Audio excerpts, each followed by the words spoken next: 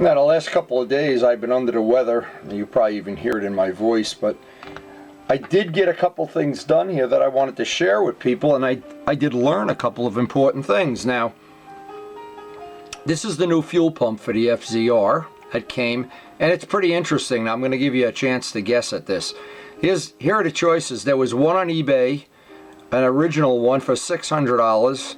We found one for $375, and then the aftermarket ones go from anywhere between $20 and $30. So I'll give you a wild guess which one we bought. I also got a 25-foot roll of 5/16 fuel line, some more gold bolts, the historic plate. So what I did, I took my medicine, went out into the 20-degree garage, and tried to get this fuel pump installed. Now, I'm just gonna try to capture some of these pictures because this thing is such a long. To change it, you couldn't leave the camera running. It's just too long, and I think it took about 2.5 hours. I was fooling around a lot of the time, and I want to go through this though. One of the things, this is an aftermarket fuel pump. They're about 20 bucks. What's different? The Honda, the Yamaha, they have a different connector, and there's a part that comes in the fuel pump itself, and it's attached right to this wire, and it says do not hook it up backwards. So, but it comes with the right connector. So what I did before I did anything, I went over to my spare battery and tested to make sure it worked. And when you hear the noise, it sounds like there's a little diaphragm inside. So I know this is a good pump before I go through all the work of changing it out. I also had, these are the ones we made on a previous video. I made 3 of these all together. I had extra material the other day. I wanted to use them as backers, and one by one I'm going to put them on the bikes, but I wanted to get the one on a historic plate today. I already put the urethane finish on it, of course, nice and shiny. Here it is with the plate itself. Now what it does, I want to put the 4 gold bolts that I ordered in the corners, because this plate, and I have lost one of her historic plates, and it's a long story, but I'm not going to go through it right now. It's a big job getting another plate. They eventually will give it to you, but it's a story for another day. So this I thought would be nice and solid, 4 bolts holding it on. Now, one of the things I always suggest to other people, and I think most people do this, is as you're doing a take apart, in this case we're taking this apart, I'm taking pictures of every step. Here I know exactly where the ballast resistor went. Here's the fuel pump. Here's the fuel filter. And I'm saving all the old fuel lines. Now there are 5 or 6 pieces of fuel tubing. You have one, and I'll explain that a little bit later. As it comes in from the tank, we have a quick disconnect. Oh, here it is down here. The idea of the quick disconnect is when you're at the track and you got to pull a tank, you don't have to worry about pinching it off or draining gas all over yourself. This quick disconnect was Luciano's idea. It's worked perfect over the years, and I wound up putting them on most of the bikes. I take a picture from both sides. The reason being, now sometimes I want to see, did the ballast resistor go that way or did it hook on that bolt? So did the fuel and by the way, one of the things you can do, if you're not careful, is put the in on the in and the out on the out, and believe me, it will not pump fuel that way. And then you wind up doing the whole thing over again. So, and it's marked, the aftermarket thing is marked, and the wire connector I checked. Then before I did anything at all, I just took the ballast resistor off and hooked up, took the wire off of the old fuel pump, which when you turned the key on did nothing. It was dead. Luciano did the test when he was here just to confirm what I was thinking. And what happened was, I put the new one before I ever even tried to see if it fits or anything. I turned the key and you could hear it. There's like a vibrating motor in there, a little diaphragm. So anyway, having that, I just got the ballast resistor out of the way. Now every bike is different, of course, but you can get some idea. Because I'm sure if you take your bike to a motorcycle dealer, they charge you a couple of $100 to change your fuel pump. Plus, they're not going to sell you the $20 fuel pump. They're going to sell you the one that's $350, which maybe it is better, but you know, for our purposes, I'm not so sure it's that much better. And one we found for $600, I'm not sure that's just somebody fishing to see if you're dumb enough to pay for it. Anyway, the pictures, again, it's a good idea to take pictures every step of the way, because in this case, in this I can see which is the outlet, which is the inline, the bends in the fuel tubing, even though I'm going to replace all these tubes, replace every one of them, and replace all the zip ties. Very, very handy to have these pictures when you have to go back. Now in this case, once you pull this off the seat mount, this comes off, and then you have a bracket that holds the Yamaha fuel pump. The aftermarket one doesn't have the same bracket. You have to remove these two nuts, take the bracket off. This bracket I thought I could disassemble and put the new fuel pump in, and I said, well, maybe I could, maybe I couldn't, I don't know. It was looking like it was going to be not worth the effort. Decided just to make my own. Now again, there's no force on a fuel pump. It's not like you know, 4 zip ties should hold it in place. But I didn't want to have it metal to metal contact. What I wanted to have is rubber in between, and then some extra zip ties just in case from the heat or from time. This bike comes apart relatively often, so things get checked, changed, and cleaned. But you can see from this picture, this is a 25, well, it's 25 years exactly. This is the Yamaha fuel line. This is an aftermarket fuel line that had hardened up like a rock. Again, when the original restoration on this bike was done, the pinched fuel line was the biggest problem I had, and to resolve and to figure out what was causing the problem. So knowing that this bracket, now if you were putting another Yamaha fuel pump in, you would take these screws off and that would be your bracket. Well, we don't have that choice. We're not going for the $600 fuel pump, especially when we didn't pay $600 for the whole bike, so that's always fun.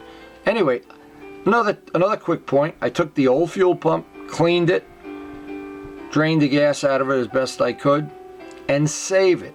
Couple of reasons in case I ever want to match the size, the shape, or I want to use that connector or something. And I can think of one of the things I could use, because I know this fuel pump's dead. I could cut this off here and have a nice 90-degree fuel line bend in one of my, put the tube right over the top of that. But as it turned out, I didn't need to do that. But sometimes the problem is, every time you throw something away, the next day you wind up needing to measure it, weigh it, touch it, figure out which bolt goes in the front. There's always some reason for it. Now, another thing, the aftermarket one, and again, we'll know after a year or so if this is a viable product, and for $20 I'll take a chance. For $600 I'm not going to take a chance. You know, and who knows, when you buy stuff, you don't know if you're ever going to, you know, if that one's even good. So anyway, but this is a brand new one, and the wires did marry right up. Here's another thing I didn't know. I took these black caps off and gas came out. So apparently what they do at the factory, they test it, which is a nice thing, and they put the caps on, and a spoonful of gas came out of here. So I said, when I tested it, I said, oh, okay. Or maybe that primes it. I don't know. Luciano probably knows. But it wasn't a problem when I started the bike. Well, maybe it's some kind of inert chemical that just mixes with the fuel and disappears. I don't know. But this is the point. These fuel lines, they harden over time. This one is already to the point where it's a rock. The gray ones I've seen, when they get harder and harder and harder, they crack and split. And when they do, and the fuel pours onto a red hot engine, or the worst thing, you're at a gas station and it pours onto the exhaust and you set the gas station on fire, it can ruin your whole day, you know. So here's the thing, I did a little mock-up with some extra zip ties, not making them tight, and then I tried to figure out how big of a piece of rubber I needed in here. And I thought I had exactly the right piece of rubber, which was a mount for the Kawasaki seat, had exactly the shape I wanted. I said, wow, this is going to work out perfect. And when I put it in there, it just didn't work it made the fuel pump come too far forward and it was interfering. So I said, Then I had to get a little creative. I took a piece of foam and put the zip ties through all 4 of the holes, which moved the pump back about a ½ an inch. Now see how this is sticking out in the front?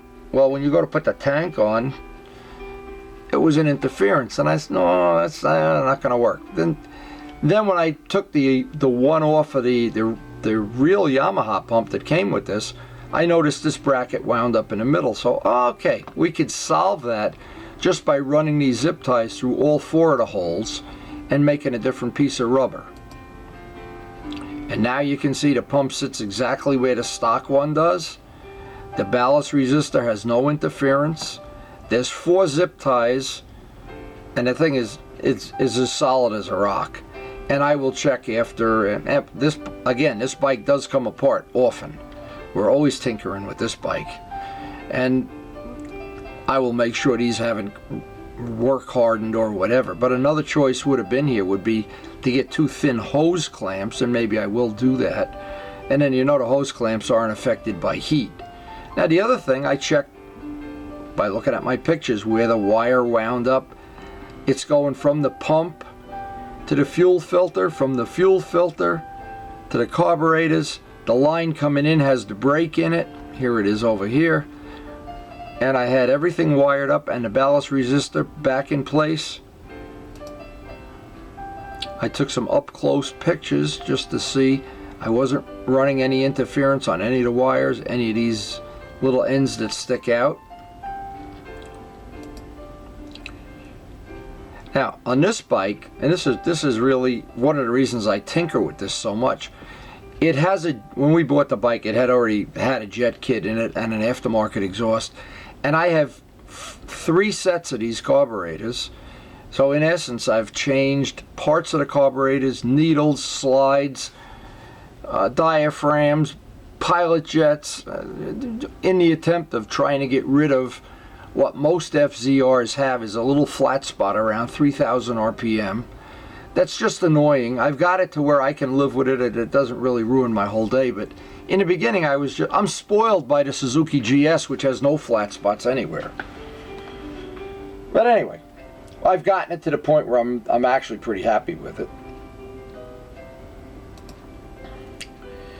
Now this is the quick disconnect. Now on an FZR, when we were using this as a track bike for a couple of years, I always wanted to have this because first off, every time you go to change a plug or you go to do anything, you got to take the tank off.